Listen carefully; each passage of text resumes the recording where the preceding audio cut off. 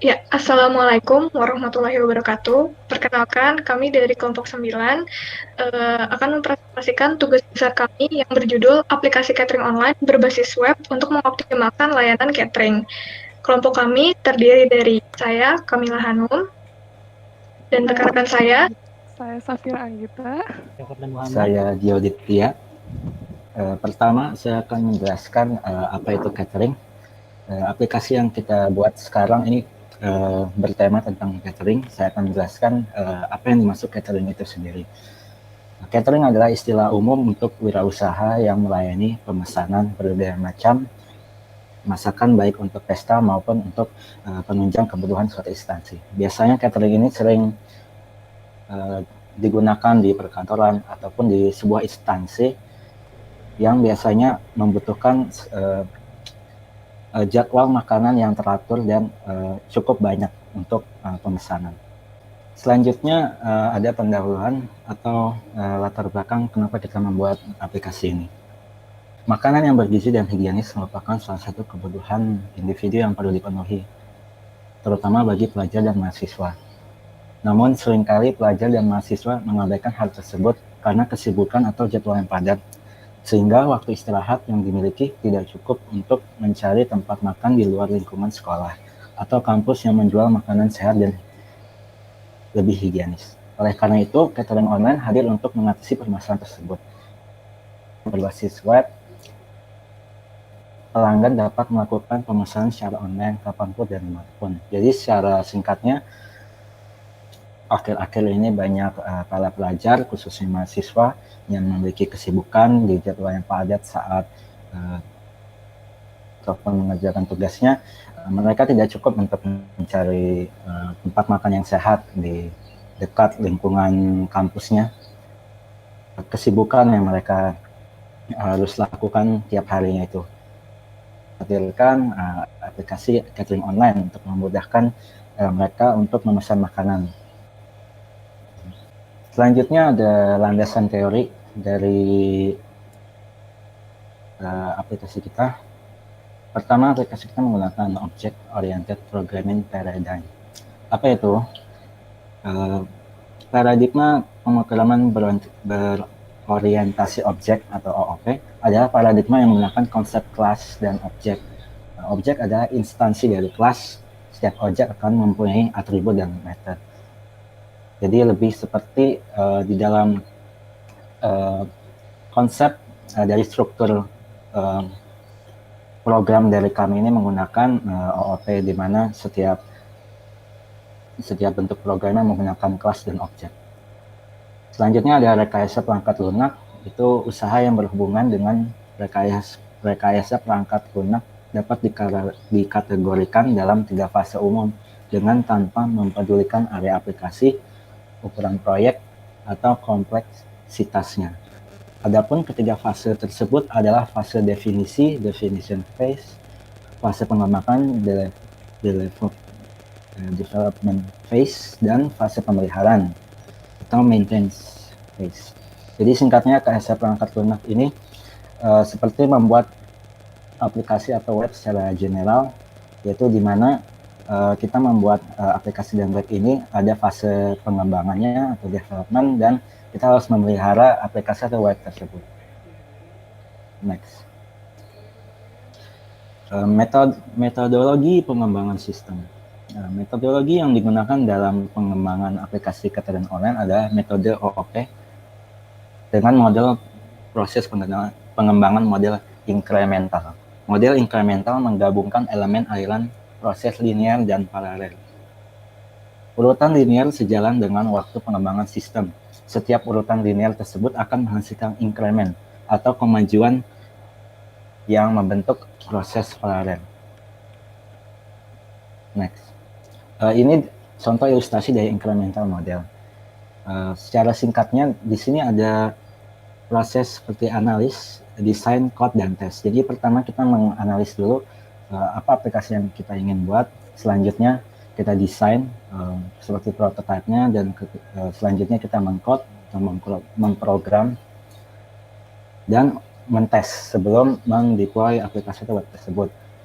Di sini maksud dari second increment dan seterusnya adalah kita melakukan beberapa fase di mana setiap increment selalu ada fitur yang ditambahkan atau fitur yang baru. Jadi untuk agar proses development ini tidak membutuhkan waktu yang lama, jadi kita membaginya berdasarkan fase-fase seperti ini, first, second, third, dan seterusnya. Jadi user dapat cepat untuk mendapatkan aplikasi tersebut, tidak terlalu lama kita seperti memperbaiki atau mentesting dan segala macam. Singkatnya seperti itu. Oke, selanjutnya ruang lingkup aplikasi. Aplikasi catering online ini ditujukan untuk pelanggan layanan catering agar dapat membantu mempermudah proses transaksi pemesanan paket catering. Dalam aplikasi ini, pelanggan dapat melakukan beberapa hal, mulai dari registrasi pengguna login hingga melakukan transaksi pemesanan paket catering.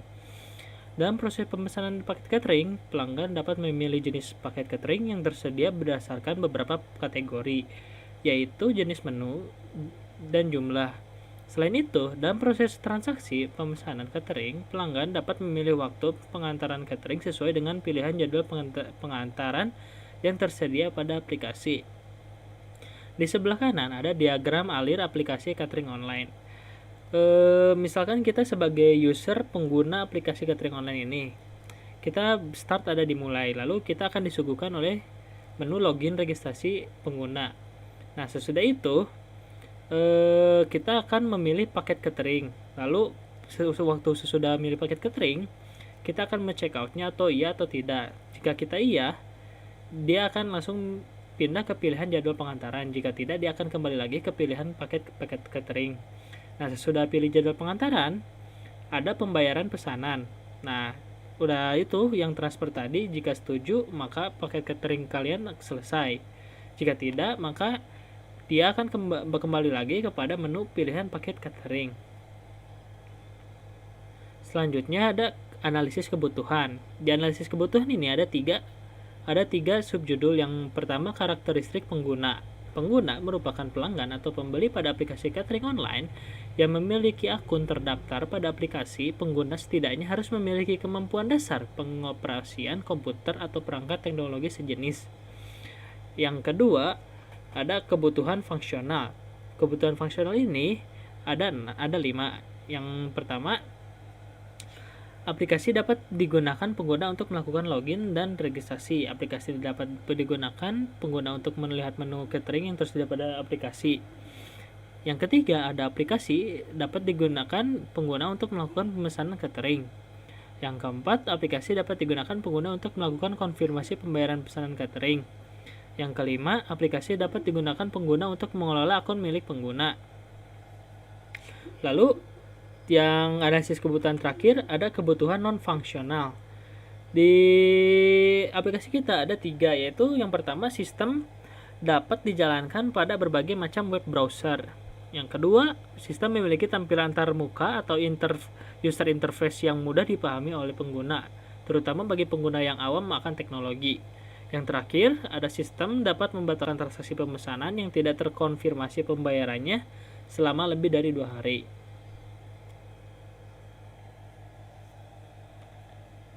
Nah, untuk selanjutnya perancangan sistem akan dijelaskan oleh saya. Jadi dari analisis kebutuhan dan fungsi dan kebutuhan non fungsional dan fungsional yang telah ditentukan, selanjutnya kita akan menentukan data-data mana yang perlu disimpan dalam database. Nah, berdasarkan berdasarkan kebutuhan fungsional dan non fungsional yang telah kita tentukan, maka kita dapat menyimpulkan bahwa data-data yang pengguna, catering, sama transaksi. Untuk jadwal ini dia adalah bawaan dari transaksi, maka dari itu dapat kita lihat pada perancangan database system pada gambar IR diagram ini. Jadi kita menggunakan IR diagram untuk merancang database system. Nah, bisa kita lihat di diagram ini, untuk pengguna itu untuk entitas pengguna, dia akan memiliki 4 atribut, yaitu ada atribut nama, alamat, email, dan password. Sedangkan untuk primary key dari dari entitas pengguna ini adalah email, karena dia yang menentukan identitas atau nilai unik dari milik pengguna tersebut. Lalu selanjutnya ada entitas catering.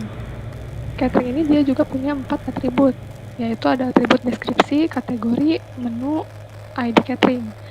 Dan yang menentukan menentukan entitas itu unik atau tidak itu adalah ID catering. Nah, selanjutnya pengguna dan catering ini bisa berelasi, yaitu melakukan relasi pemesan sebenarnya.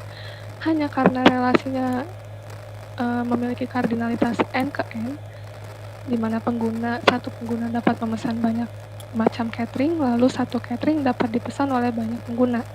Maka dari itu, kita memutuskan untuk membuat relasi tersebut menjadi entitas asosiatif, yaitu bernama transaksi. Dan transaksi ini akan memiliki identitas unik, yaitu ID transaksi. Nah, selanjutnya transaksi ini dia juga akan berelasi dengan jadwal, karena yang seperti saya sudah jelaskan tadi, jadwal itu adalah bawaan dari transaksi, maka kita membuat relasi memiliki dari antara jadwal dan transaksi dengan kardinalitas 1 ke n.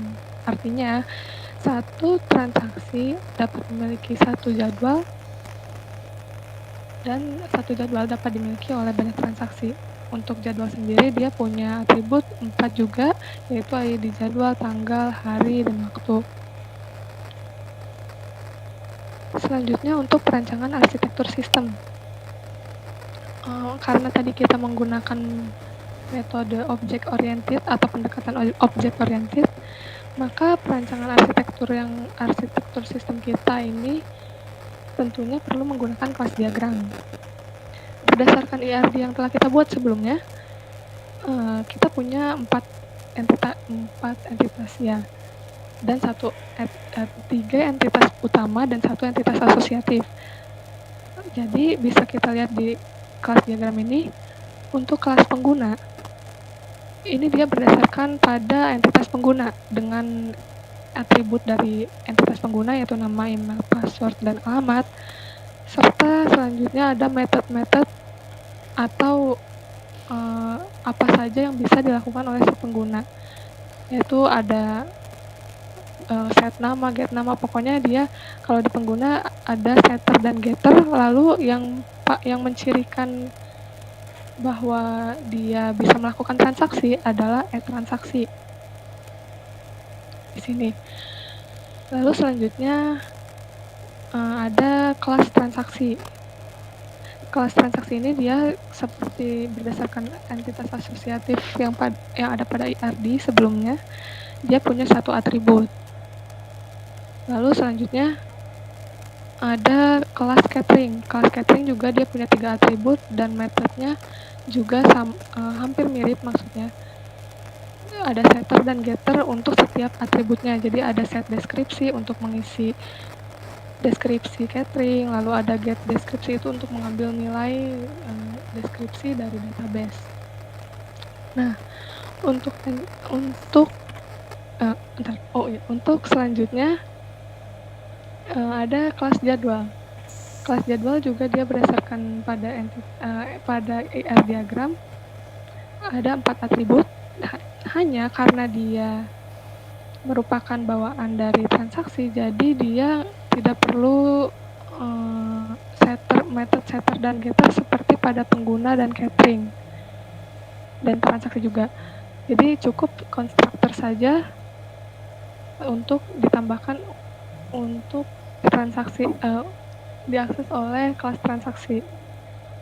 Nah, untuk relasinya kita bisa lihat ada relasi komposisi dan agregasi. Komposisi ini berarti transaksi tidak dapat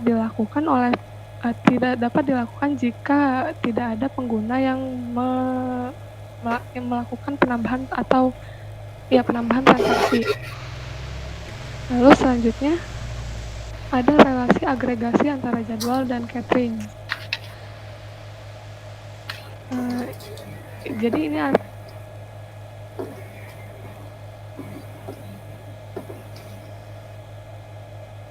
catering dan jadwal ini tidak bergantung keberadaannya terhadap transaksi. Jadi tidak seperti pengguna dan transaksi, di mana transaksi ini dia bergantung. Kalau pengguna nggak melakukan transaksi, ada. Sedangkan